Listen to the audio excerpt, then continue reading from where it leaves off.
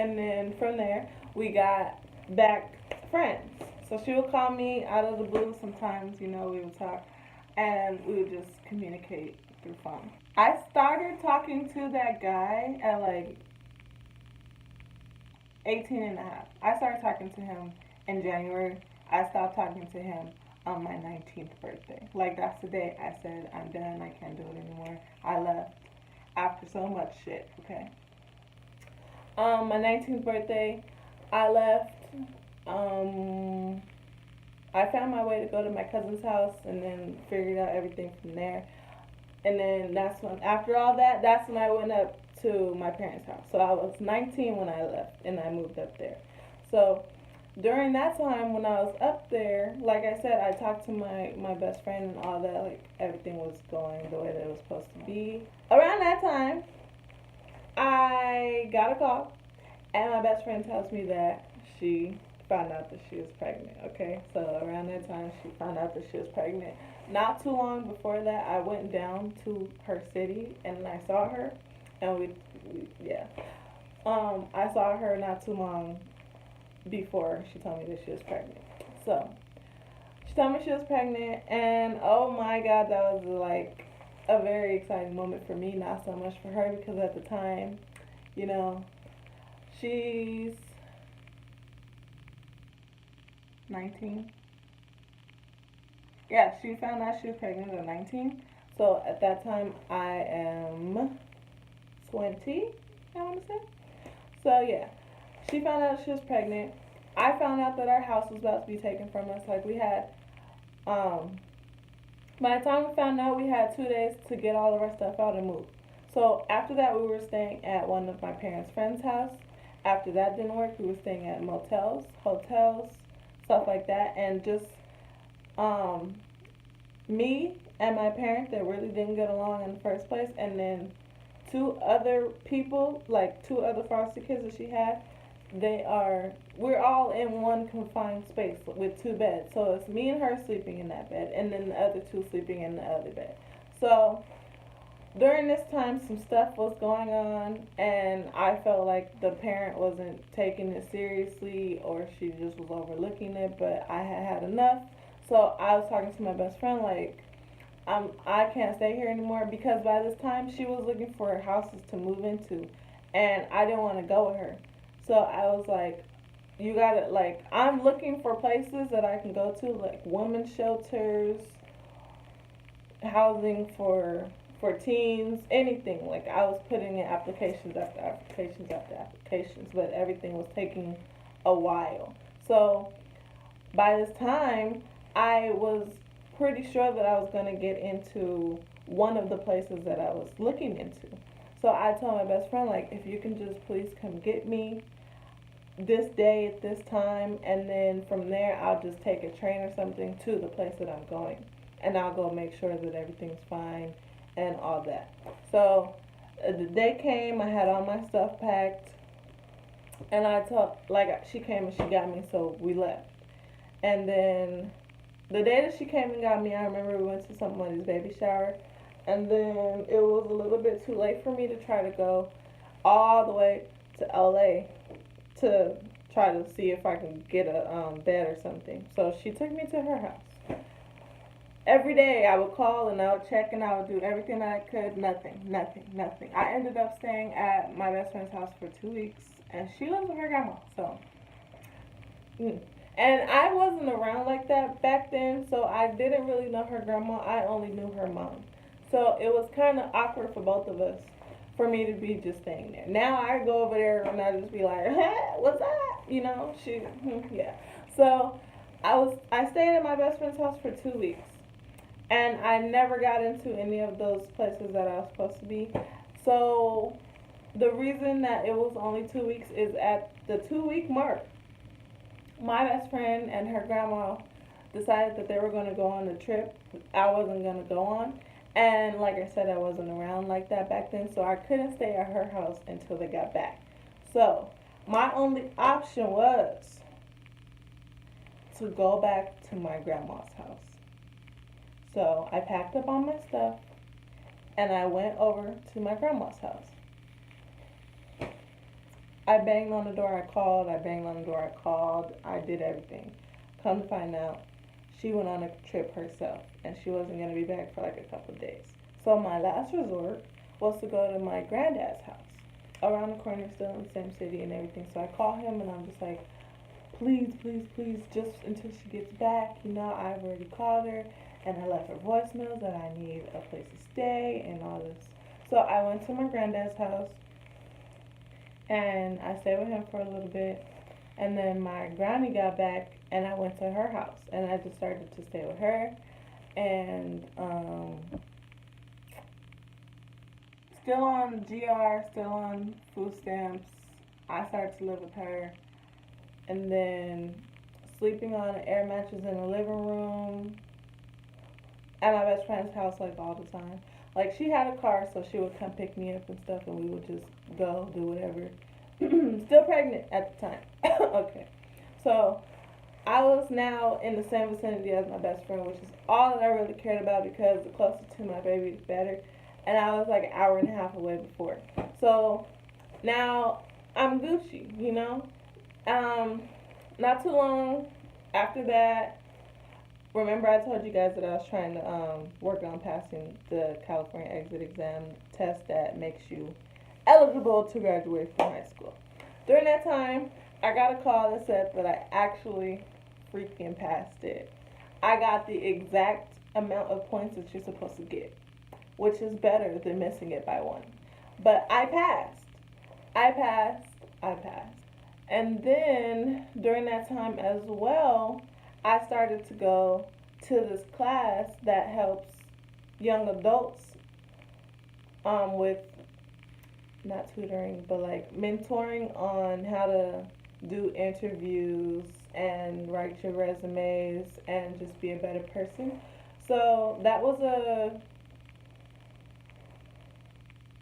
course. I don't remember how long it was, but it was a course. And after you're done with the course, they will put you in a 3-month internship. So after I was done with the course, I went to a 3-month internship at a center for youth where they teach you and they try to help you prepare for school or prepare to graduate.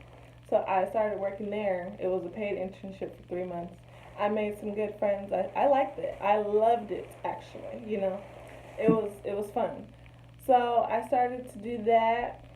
And during that internship, my best friend had her baby. So I was a godmommy. So after that, during this internship, I got to walk the stage. I walked the stage May 29th, 2016. So, was it 2016? 2015. I'm lying.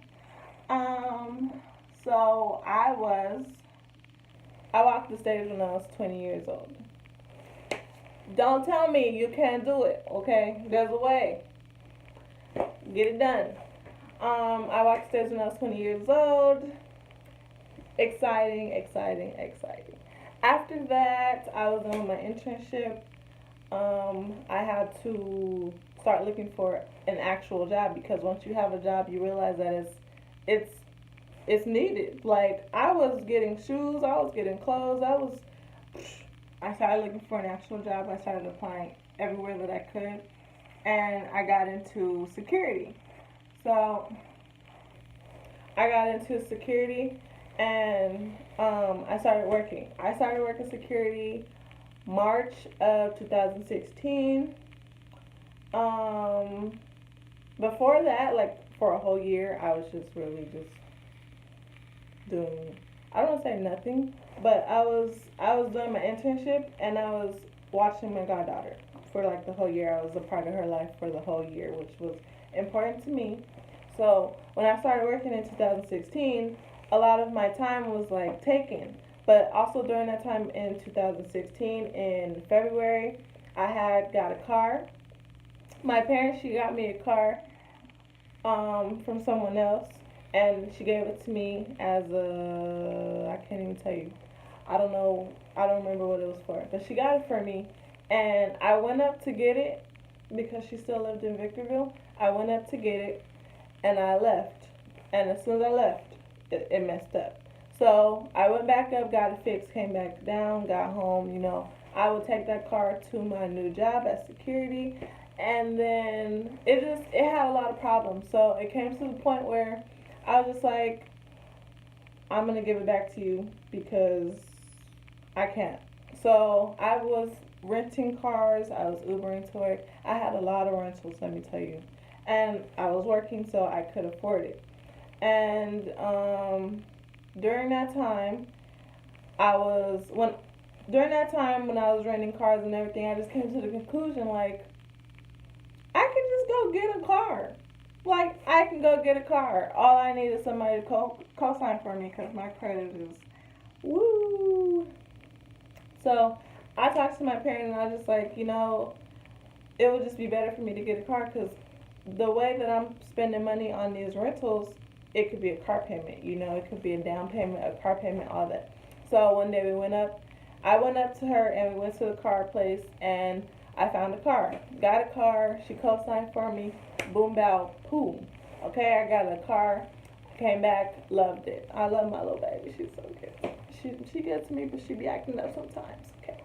Um, yeah, I got a car. Not too long after I got a car, my my granny, she was like jealous. I want to say because when I went up to get my car, I took her with me because I needed. Why did I take her with me? I had a rental at the time, so I felt like if I took her with me and I was to actually get a car, I would need someone to bring the rental back. So I took her with me. And she wanted my parent to co-sign for her too, but my parent was like, no, that's just too much on my credit. So she co-signed for me, and then I got a car, and my grandma was she was acting funny. So not too long after I got my car, September 2016,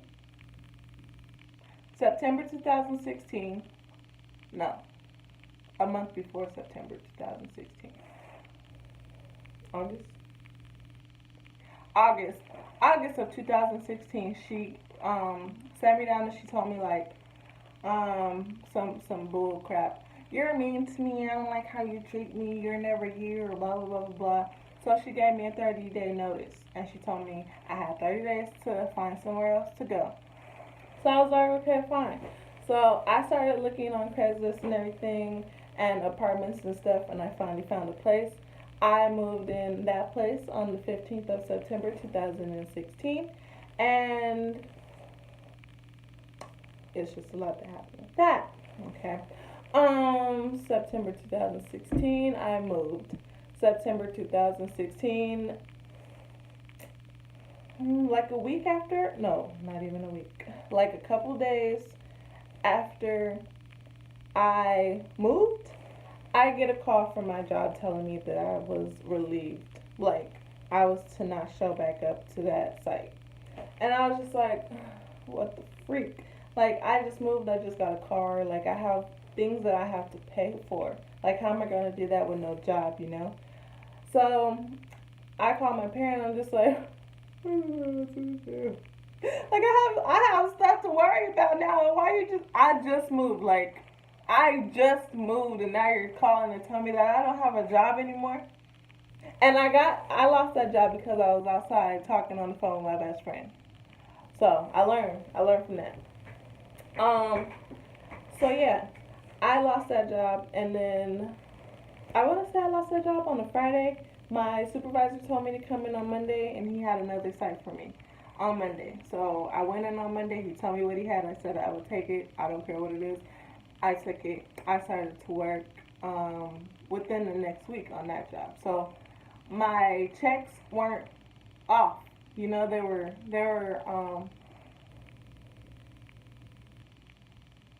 there. Okay.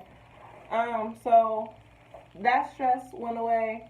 I started working at a new job, a new place, it was closer to the place that I had just moved. It was in the same vicinity.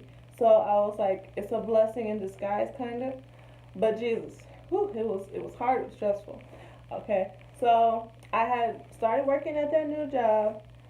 living, doing what I needed to do. 2017, I got into a relationship with somebody, and it was good in the beginning, and then it was like on and off, and then I realized, because I don't think he was on the same boat as me. He was in the ship and I was in the paddle boat. Okay, um, we wasn't vibing. We wasn't working. Okay, our grease was different. So I feel like we could have been good, but it wasn't enough effort put in. So in February we got together, 2017. In the middle, not the middle, the late October, beginning of November, we broke up. I can't tell you exactly what day because I just stopped talking to him.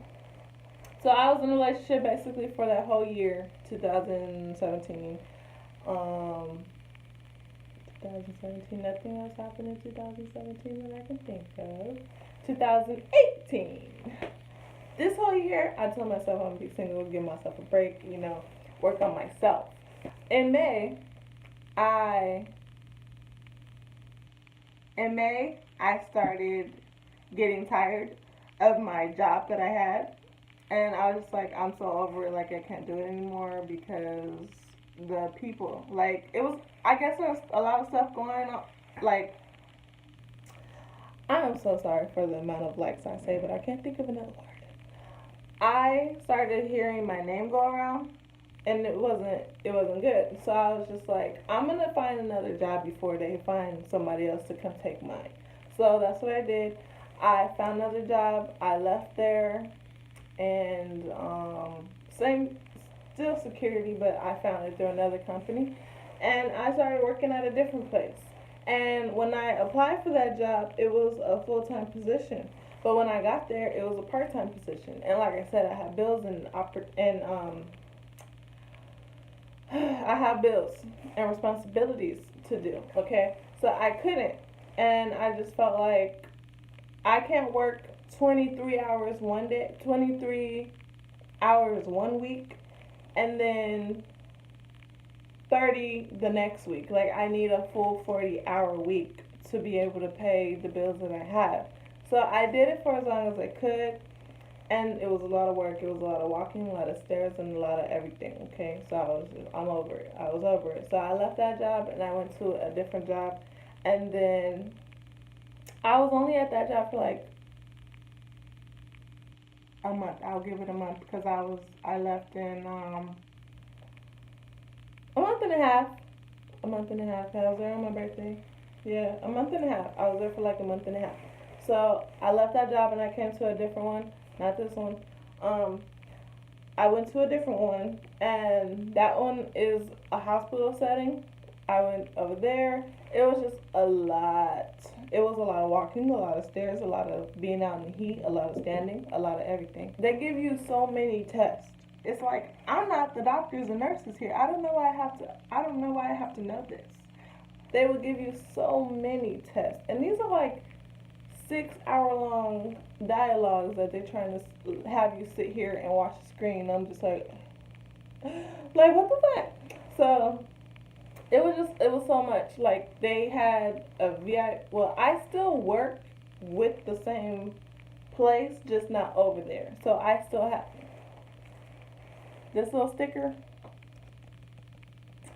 That means that I am certified to take somebody down if I had to. And over there, they don't play about that. You see me? First of all, I'm a woman. Second of all, I'm black. So that just means right there in the whole, I feel like my life is way more important than anybody else's. So if you feel like I'm finna go tackle down some man because he don't want to take no medications, or because he don't want to put no clothes on, or because you taking away his drugs or something, you think I'm finna tackle him down to the floor? Girl, I'm not. So I felt like it was better for me to leave that place because if an opportunity ever presented itself, they was gonna be real mad at Ty, cause Ty's gonna stand there. My job is to observe and report. I will observe this person acting a fool, and I will write it down in my report later. But don't ask me to touch them, okay? There's people that come in here with fucking diseases, and you want me to touch these people? What if he spit on me? If he spit on me, I swear to God, I swear, I do. Okay, so that wasn't for me. It was just so much that you had to do. You had to go around riding in the company car to go check other sites, and oh my God, yeah, they just wanted too much for me. So I was just like, oh, well, I almost did not tell y'all the main part, the main reason. Like the VIP, that's not nothing. They have code M's. You know what a code M is? It's where you go down to the morgue and you look at the dead bodies to make sure that they're taking the right one. That's not for me, baby. That's not for me. I refuse. So I was getting write ups because I would tell my supervisor that I wasn't going down to the morgue. So my actual boss, she called me and she was like, "Oh, you gotta write up for this, you gotta write up for that, you gotta write up for this," and she was just like, "Well, do you feel like a hospital setting is not for you? Because it wouldn't be the first time I'm used to hearing things like this." I was just like, "Yes, I can't, I don't do that. I can't bring myself to do it." Okay. So she told me, she was like, "Okay, well that's fine. You know, I like you as a worker. You're a very good employee." I don't know where she got that from. Don't ask me because I don't do shit. Just like I'm up here. I'm supposed to be working. I'm not. Okay. So she told me all this stuff and she was like, "I can see what I can do to move you to a different site that doesn't have VIPs and it doesn't have codems and there's less supervision because over there's always somebody on the radio, always somebody calling you. It's always somebody over your head. So many cameras, like, oh my God, you can't do nothing." So I was like, yes, sign me up, girl, sign me up. So she did all that. We got acquainted, and here I am at a different site. So, uh, yeah, that's pretty much it. Right now, I just gave you guys a 20-year timeline, the best I can do. I appreciate you guys for watching this video and come back to watch many more.